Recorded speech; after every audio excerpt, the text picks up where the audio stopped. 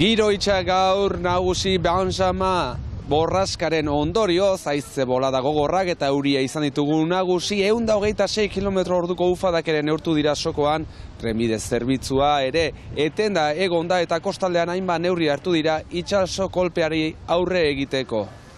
Arratsaldeon ikusentzuleo, jada gaur eguneko lankidek xe aipatu dituzte eguraldiak utzi dizkigunak eta iparraldearen orenean Kanakiako afera eta Ipar Euskal Herrian sortu berri den Garagarno elkarte berria ere izango ditugu aipagai. Ez galdu.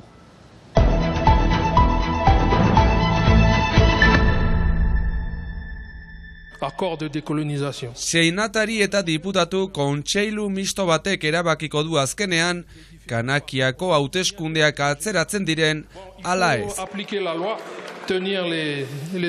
Frantziak Kanakia edo Kaledonia berriko hauteskunde errolda handitu nahi du, eta azken 10 urteetan bertan bizi izan direnei bozkatzeko aukera eman. Bertakoek baina 1988 baino lehen bizi zirenak eta haien arbasuek soilik bozka dezaketela nahi dute. Iritsi berri diren etorkinen eragina saihesteko. 40.000 frantziar joan dira bertara ordutik. 270.000 biztaleko irla honetan, horietatik soilik 110.000 inguru dira jatorriz kanakiarrak. Gogoratu behar da erroldaren inguruko tirabira horietan 14 hildako izan zirela iazko matxinadetan. Eta hain justu, Cristian Teina Askatasun Nazionalerako Fronte Sozialista Kanakaren liderra Baionan izan da EH Baik antolaturiko jardunaldi batean. 2024ko matxinada larrietako bultzatzaile izatea leporatuta atxilotu zuten eta Frantziako espetxe batean izan da urtebetez. Orain, aske gelditu da eta Kanakiara itzultzeko baimena eman berri diote. Pasaportea itzul diezatela desiatzen nago dio, alderdiko buruzagi hautatu baitzuten espetxean zegoelarik. Eta ordutik ezin izan du itzuli. Berriki, iazko istiluak lasaitzeko xedez sustaturiko bugibaleko akordiotik ateratzearen alde egin dute alderdi independentistak. Macronek beharturiko akordioa dela diote. Nola eginen duzu akordio bat Kanakiako herriak kontuan hartu gabe dio. Si le peuple kanak n'est pas associé à cet accord. Akordio horrek deskolonizazioa trabatzen duela salatzen dute. Nous on veut garder le corps électoral parce qu'il nous permet encore c'est un corps électoral de décolonisation. Ziurgabetasun momentu honetan 98ko Numeako akordioak errespeta daitezela eskatzen dute. Hautes errolda irekitzearekin Frantziak duen interesaz galdetuta, erronka estrategikoak direla diote nikel asko dutelako uartean eta interes geopolitikoak zonalde horretan itsasbase bat izateko, baina horrela izanik hitz egin dezagun, negozia dezagun dio estatutik estatura.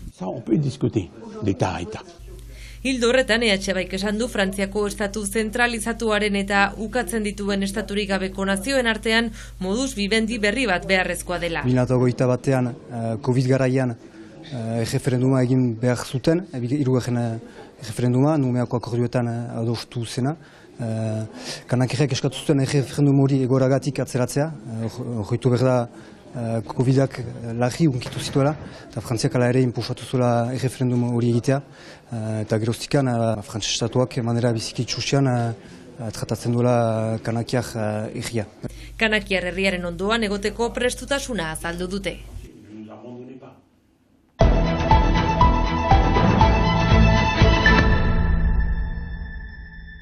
Lurramak jada urtengo laborantza saloierako gonbidapena luzatu du. Azaroaren 7, 8 eta 9 iraganen da Lurramaren 20. edizioa. Urtemuga berezia ospatzeko unea izango da biarretzeko hitzorduan. Lurrama berezia izan da, zenta 20. edizioa da.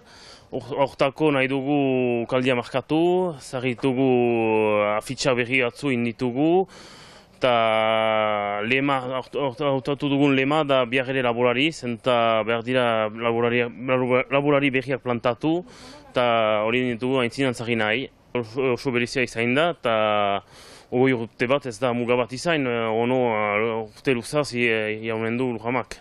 Esan bezala, 20. edizioak etorkizunari begira ezartzeko xedea du, eta horren isla da urtengo saloiarentzat hautatutako lema, bihar ere laborari. Laborantzako lanbideen aniztasuna eta berastasuna lehen planoan ezarriz, biharko laborariei begiklisk bat egin nahi diete. Gazteak ezinbestekoak direlako geroa ziurtatzeko.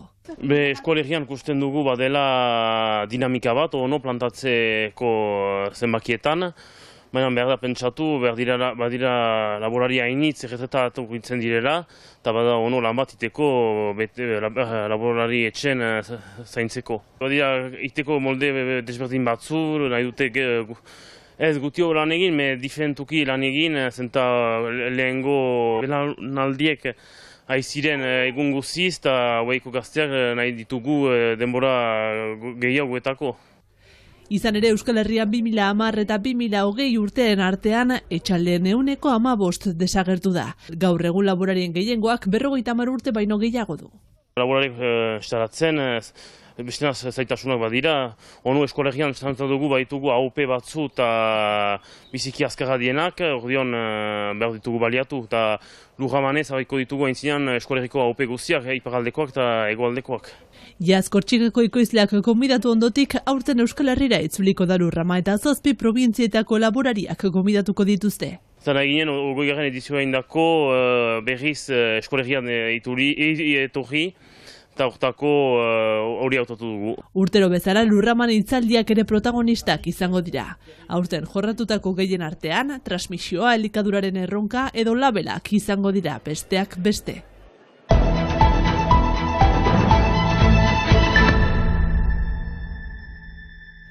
Herriko garagarnoa elkartea aurkeztu berri dute Izturitzen. Laborariak, maltatzaileak eta garagarnogileak batzen dituen elkarteak Ipar Euskal Herrian ekoiztutako malta proposatzeko helburua du. Ipar Euskal Herrian ekoiztutako garagarra Dona Martirin kokatua den lehen maltategian transformatzen hasi dira. Herriko garagarnoa elkarte sortu berria da, zoinetan batuak diren laborariak, maltatzaileak eta garagarno egileak. Helburua delarik, azitik, beraz, lurrean emaiten den azitik, ostatuan gero eskuan atxikitzen dugun basoa ino, prozesu guzia iparraldean egitea. Iparraldean ereindako eta balintzatutako garagarra, beraz malta, eta azken finean garagardo lokala, 100% Euskal Herrian edo gehien bat Euskal Herrian elaboratua izan dena hasieratik bukaerara. Amikuze, Irisarri eta Biarno Siberu mugan kokatutako lurretan aurten 30 garagartona ekoiztea lortu dute. Gaur egun jada Ipar Euskal Herriko 9 garagarnotegik herriko garagarrarekin egiten dute haien garagardo propioa. Gaur arte iparraldean etzen maltategirik, garagarreko izpenik, beraz hau dena berria da. Eta sortzen ari da, errandugun bezala kolektiboki eta importanta dena da balorea eta sortzen den balorea partekatua izaitea saileko parte guztiena artean bereziki laborarien aldetik. Hain zuzen herriko garagarnoa dela identifikatu ahal izateko, garagardotegiek etiketa berezi bat ezarriko dute haien ekoizpenean. Baina horretarako garagardoak xarta berezi bat errespetatu beharko du. Etiketa hori jarri alizateko, garagardo egileak erabili beharko du, beraz, esan dugun bezala, malta klasikoak eta malta bereziak jartzen dira garagardo batean, orduan, malta klasikoaren 100% izan beharko da herriko maltakoa. Eta gero, errezeta orokorraren 70% izan behar du malta klasikoaz. Beraz, borobiltzeko, errezetaren 70% gutxi gora bera izan behar luke herriko garagarrekoa. Etorkizunari begira?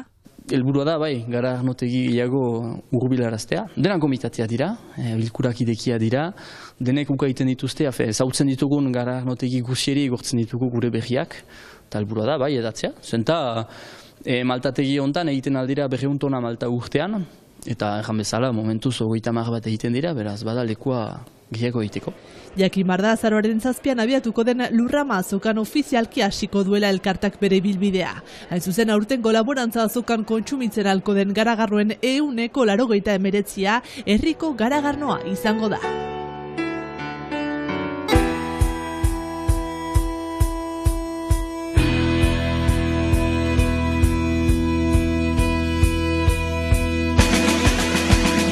Haize azkarrak eta giro zakarrak bere baitan arriskuak badakartza ere, Benjamin Borraskak utzi dizkigun irudie derrauekin jaso gure gaurko agurra.